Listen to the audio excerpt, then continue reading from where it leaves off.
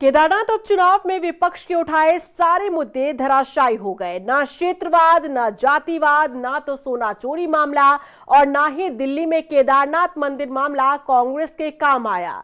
इस चुनाव में दिखा तो धामी सरकार का काम, सीएम धामी का नाम, और इस जीत ने पुष्कर सिंह धामी के सियासी कद को और बढ़ा दिया है। देखिए रिपोर्ट।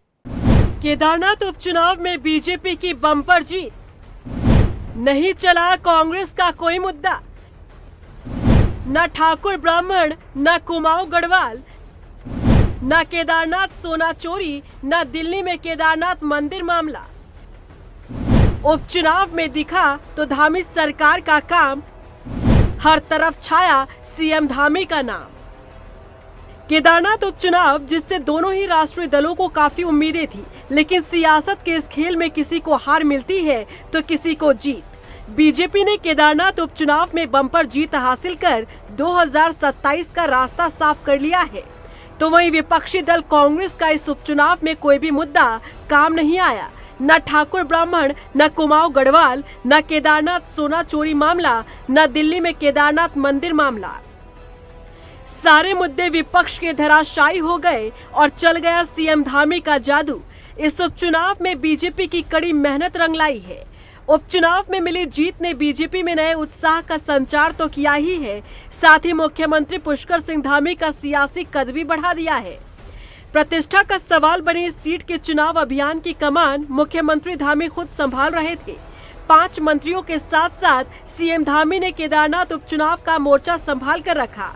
यहाँ तक कि केदारनाथ की जनता को इस बात का विश्वास दिलाने में सीएम धामी कामयाब हो गए कि जब तक क्षेत्र का विधायक नहीं मिल जाता, सीएम धामी खुद वहाँ के विधायक बनकर काम करते रहेंगे।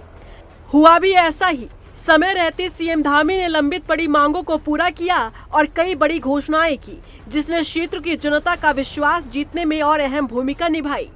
उपचुनाव में बीजेपी के प्रचार अभियान की अगुवाई भी मुख्यमंत्री धामी खुद कर रहे थे। उन्होंने क्षेत्र में 5 जनसभाओं और 2 बाइक रैलियों में हिस्सा लिया। यहां तक कि उपचुनाव के प्रचार अभियान के दौरान विपक्ष ने मुख्यमंत्री की घेराबंदी भी की, लेकिन परिणाम बता रहे हैं कि विपक्ष अपने मंसूबों में कामयाब नहीं हो पाया। इस पूरे चुनाव में जिस प्रकार से झूठ और भ्रम की राजनीति की गई, क्षेत्रवाद फैलाने का काम किया गया, लोगों को बांटने का काम किया, जातिवाद फैलाने का काम किया, श्री केदारनाथ विधानसभा की जनता ने उस पर ताला लगा दिया, पूरी तरह से उसको खारिज कर दिया। ये कहते थे सेमीफाइनल है, ये सरकार के खिलाफ चुनाव है।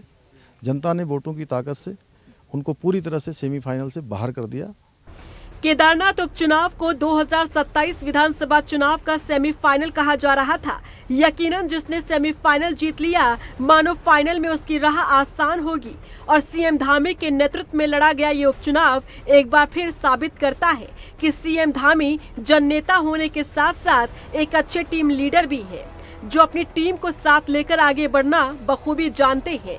सीएम रहते पुष्कर सिंह धामी के नाम एक और जीत दर्ज हो गई है, जिसने उनका सियासी कद और बढ़ा दिया है।